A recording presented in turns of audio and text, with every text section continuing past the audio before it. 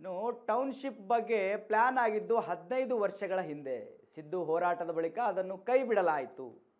ಇಷ್ಟು ಸುದೀರ್ಘ ಅವಧಿಯಲ್ಲಿ ಯಾರೂ ಕೈ ಹಾಕಿಲ್ಲ ಅಂತ ಹೇಳಿ ವಿಶ್ವನಾಥ್ ಅವರು ಹೇಳ್ತಾ ಇದ್ದಾರೆ. SR ವಿಶ್ವನಾಥ್ ಅವರು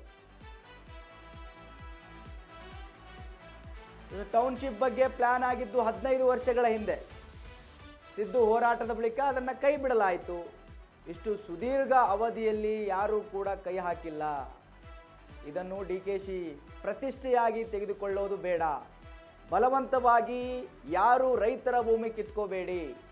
CM DKಶಿಗೆ ಬಿಜೆಪಿ ಶಾಸಕ SR ವಿಶ್ವನಾಥ್ ಮನವಿಯನ್ನ ಮಾಡಿದ್ದಾರೆ. ಬರಡು ಭೂಮಿಯಲ್ಲಿ ಟೌನ್ಶಿಪ್ ಮಾಡೋಕೆ ಯಾರ ಅಭ್ಯಂತರವೂ ಇಲ್ಲ. ಸರ್ಕಾರ ಜನರ ಕಲ್ಯಾಣಕ್ಕಾಗಿ ಇರಬೇಕು ಅಂತ ಹೇಳಿ SR ವಿಶ್ವನಾಥ್ ಅವರು DKಶಿ ಅವರಿಗೆ ಮನವಿಯನ್ನ ಮಾಡಿದ್ದಾರೆ.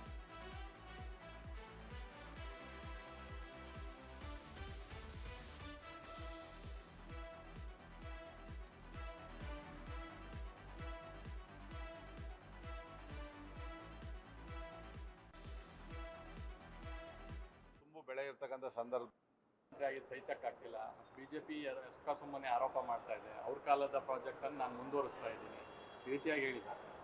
ಈಗ ಸನ್ಮಾನ್ಯ ಸಿದ್ದರಾಮಯ್ಯರು ಮುಖ್ಯಮಂತ್ರಿಗಳಾಗಿದ್ದಾಗ ಚನ್ನರಾಯಪಟ್ಟಣದಲ್ಲಿ KIDBಯನ್ನು ಹೋರಾಟ ಮಾಡಿದ್ಮೇಲೆ ರೈತರು ಅದನ್ನು ಬಿಟ್ಕೊಟ್ರಲ್ವಾ, ಅದು ಬೇಡ ಪ್ರಾಜೆಕ್ಟು ಅಂತೇಳಿ ತೀರ್ಮಾನವನ್ನು ಕೂಡ ಮಾಡಿದ್ರು. ಇದು ಯಾಗೋ 15 ವರ್ಷಗಳ ಹಿಂದೆ ಆಗ 5 ಟೌನ್ಶಿಪ್ಗಳನ್ನು ಮಾಡಬೇಕು, ಅದರಲ್ಲಿ ಬಿಡದಿ ಒಂದು ಅಂಥೇಳಿ ಹಿಂದಿನ ಸರ್ಕಾರಗಳು ಮಾಡಿತ್ತು.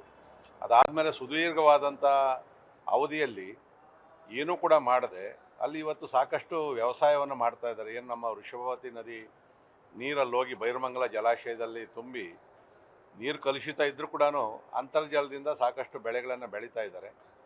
ಇದನ್ನು ಇವತ್ತು ಪ್ರತಿಷ್ಠೆಯಾಗಿ ತಗೊಳ್ಳೋದು ಬೇಡ, ಅದರಲ್ಲಿ ಇಬ್ಬರು ತಗೊಳೋದು ಬೇಡ. ಅದರಲ್ಲಿ ಇವತ್ತು ಅಲ್ಲಿ ಸಾಕಷ್ಟು ತುಂಬು ಬೆಳೆ ಇರ್ತಕ್ಕಂಥ ಸಂದರ್ಭದಲ್ಲಿ ನೆನ್ನೆ ಮುಖ್ಯಮಂತ್ರಿಗಳೊಂದು ಮಾತನ್ನು ಹೇಳಿದ್ದಾರೆ, ಬಲವಂತವಾಗಿ ನಾವು ತಗೊಳೋದಿಲ್ಲ, ಯಾರು ಬೇಕೋ ವ್ಯವಸಾಯವ್ರು ಮಾಡ್ಕೊಳ್ಳಿ, ಕೊಡೋರು ಕೊಡಲಿ ಅಂತಕ್ಕಂಥ ಮಾತನ್ನು ಹೇಳಿದ್ದಾರೆ. ಆ ಥರ ಆದರೂ ಕೂಡ ಪ್ರಾಜೆಕ್ಟ್ ಆಗಲ್ಲ. ಯಾಕಂದರೆ ಮಧ್ಯದಲ್ಲಿ ಕೆಲವರು ಕೊಡ್ತಾರೆ, ಕೆಲವರು ಕೊಡೋದಿಲ್ಲ. ಅದು ಪ್ರಾಜೆಕ್ಟ್ ಸೂಕ್ತ ಅಲ್ಲ. ಇದರಲ್ಲಿ ಪರ ವಿರೋಧ ಅನ್ನೋದಕ್ಕಿಂತಲೂ ಕೂಡ ಬೇರೆ ಕೆಲವು ಬರಡು ಭೂಮಿಗಳು ಸಾಕಷ್ಟು ಐತೆ. ಬೆಂಗಳೂರು ಸುತ್ತಮುತ್ತಲು ವ್ಯವಸಾಯಕ್ಕೆ ಯೋಗ್ಯ ಇಲ್ಲದೆ ಇರ್ತಕ್ಕಂಥ ಜಾಗಗಳು ಕೂಡ ಇದೆ. ಅಲ್ಲಿ ರೈತರ ಮನವೊಲಿಸಿ ಆ ಕಡೆ ಮಾಡ್ತಕ್ಕಂಥದ್ದು ಸೂಕ್ತ.